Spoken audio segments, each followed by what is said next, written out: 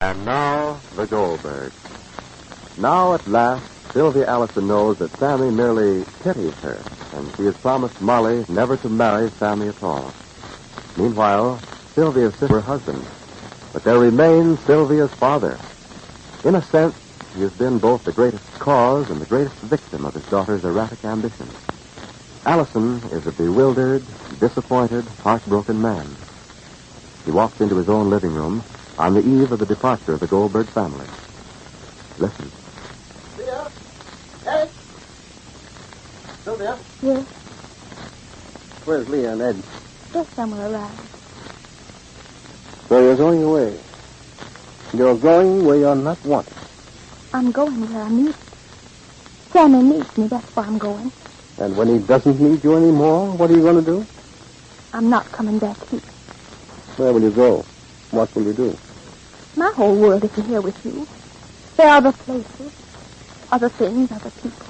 And you think you can face a new world all alone, huh? I have to. Because I can't come back here. Did I say that?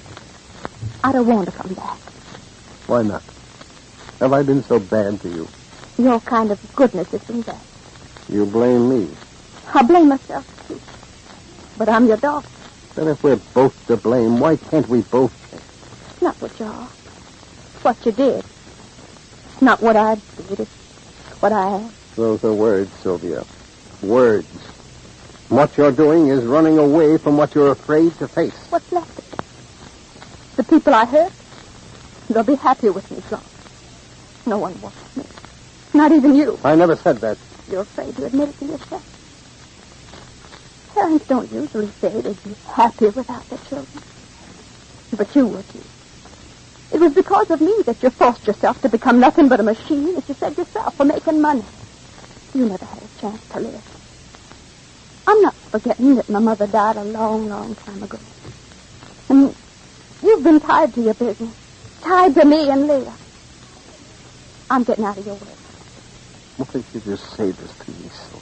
Because you said it to me. I was angry. But you're not. You're ashamed to admit to me that you're me. Do you think I could be happy if I knew that you were somewhere in the world alone? You'd forget. Sylvia. Oh. Where's Clarabelle? That's all right. Let me help you a little That's bit. all right. Goldberg, yes? I have just two little texts. It's all right. Thank you very much. I'm going to the hospital, Sylvia. You can go to the station and meet us there. Before you go, Mrs. Goldberg, I have a few things to say. Daddy. Sylvia, please. Miss Allyson, what more is there to say? Sylvia wants to come to Aston, brother. She comes. I made you a promise, Mrs. Goldberg. I intend to keep it. I want Sammy to get well. Whatever I have to do to help him, I'll do. My feelings and my desires are not important. Sylvia says she's not going to marry Sammy. I believe her. Maybe a person believes what they want to believe. I don't love you, Sylvia, any more than I always loved. I don't hate you any more than I always did. But I feel what happened to you, Sylvia, maybe showed you that there are other things in the world besides your father's money. My money is what you hold against me, Mrs. Goldberg, huh? Not your money. Money is good, but you live to make it, not to use it. I wanted it for my children. Yes, you wanted it. Not what you could give them with it. For you, collecting the money was a way of avoiding the responsibilities of taking care of your children. If you'll excuse me, Miss Allyson, but you're asking me questions and I have to answer you. There are a million things you have to give children. Each one of them is as important as the other.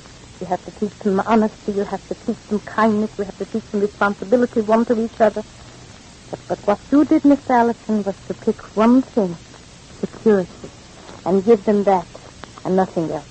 It's like a madness that makes a person think that if he stands on his head, everything in the world will turn upside down. You're telling me I was a fool. I'm telling you were misled. And I'll tell you more. What more can you tell me? Clint, I can tell you that you're still not honest with yourself. You're my father, but I can see clearly now. When there's nothing left, when there aren't any reasons for lying to yourself anymore, you begin to see clearly. And I can see you clearly.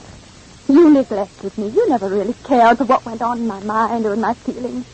And you excused your neglect by telling yourself you were making all this money to leave to me and me. It was a convenient way of escaping from what had to be done. Sylvia. I'm just kidding. I'm not even blaming you, Dick. I'm just saying what you ought to know. We all have weaknesses, and you have yours. And do you know what yours is? You tell me. You like power. You like the feeling of having someone else's happiness in your hands. That's why you always kept tempting Lee and me with the promise of your money. You could make us do whatever you like by threatening to give it or take it away. And you made me what I am now. You led me on, and I did terrible things to get my hands on what I should have hated. I nearly killed the only one I ever loved. Well, now you have your money, all for yourself. I see. Sylvia, you wait here. Leah! Hey, you wait here, Sylvia. Leah! Hey! Don't listen to me.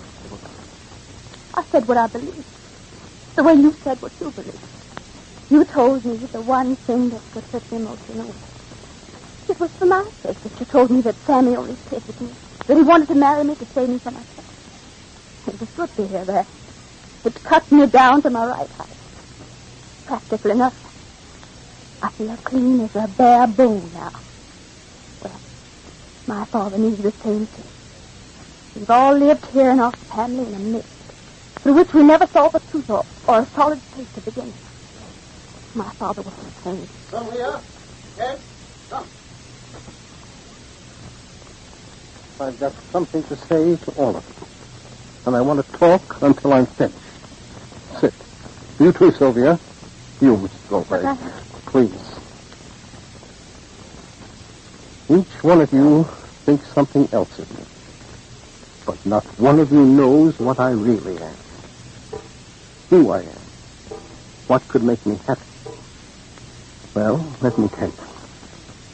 Every man has a dream. He keeps it to himself and never tells it to anybody. And then, one day, he either gives up that dream and prepares to die, or he gives up the whole world and starts to live. I remember when I used to be happy. That was very long ago. I had a pack on my back. In the morning, I used to get up and walk along the roads, stopping from one house to another, selling a spool of thread here or a comb there. I made what I wanted for my bread. I ate. I slept. I was free. Now, I'm no longer free. For half my life now, I've been a slave to a business I hated, a life I despised. At night, I used to go to sleep and think of those days when I was a simple man and needed nothing, without children, without family, without obligations. Yes, you're right, Sylvia. I am a man who hates obligations. But I lived my life full of them. I didn't know how to get that load off my back. But now, I do know. Leah and Ed, you're both married. I hope you'll be happy from now on. You, Sylvia, you're old enough to be what you are, and you know what you are. You keep telling me that. Very well. Then, I'm free again. I'm going to take every penny I have in the world and give it to you, my dear children, for whom I gave up so much. I'll go back to the life I wanted to lead. I'm not too old. You take everything, Sylvia. Everything for which you nearly destroyed your own sister and a boy you said you loved. Julie and Ed, you have it with Sylvia for your family, your security. Maybe it'll be better for you than for me. For me, it was a living death. Now, take it all. Keep it.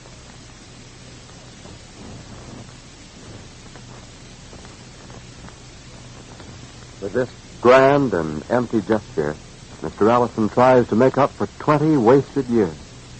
And Molly sits watching this family, which is so unlike her own.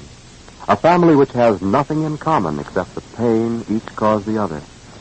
She wonders what will happen to Sylvia now, and to Sylvia's father. But even Molly doesn't know that an answer is being made for Sylvia in Glastonbury.